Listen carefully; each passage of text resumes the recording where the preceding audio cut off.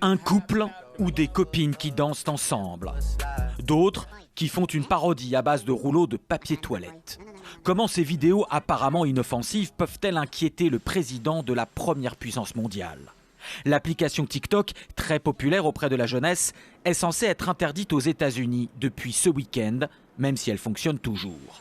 Donald Trump assure qu'elle présente des risques pour la sécurité nationale.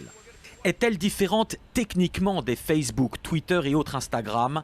Nous avons posé la question à cet expert. L'application TikTok a accès à tout ce qui est contenu multimédia, donc que ce soit l'audio, la vidéo, donc les caméras frontales, les caméras externes, l'ensemble du micro. Elle a accès aussi à votre carnet d'adresse et elle a accès à l'ensemble du stockage du téléphone. TikTok, même si elle s'améliore, a quand même des risques en termes de gestion de la vie privée, en termes de vie privée pour les données personnelles des utilisateurs de TikTok.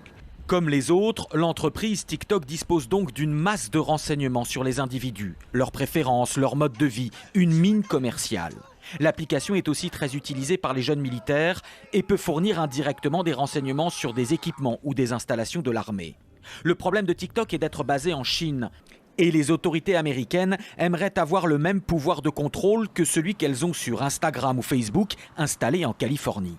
Si j'ai envie d'interroger le PDG de la société, si j'ai envie d'aller taper dans les données, dans les bases de données de l'entreprise pour une raison X ou Y, j'ai plus la main que si effectivement toutes les données sont en Chine et que moi je suis aux US. Voilà, c'est plus une question de pouvoir, de politique qu'une question technique. Le géant Microsoft est en négociation pour racheter la branche américaine de TikTok, ce qui pourrait rassurer le gouvernement Trump. Reste une dernière rancune pour le président.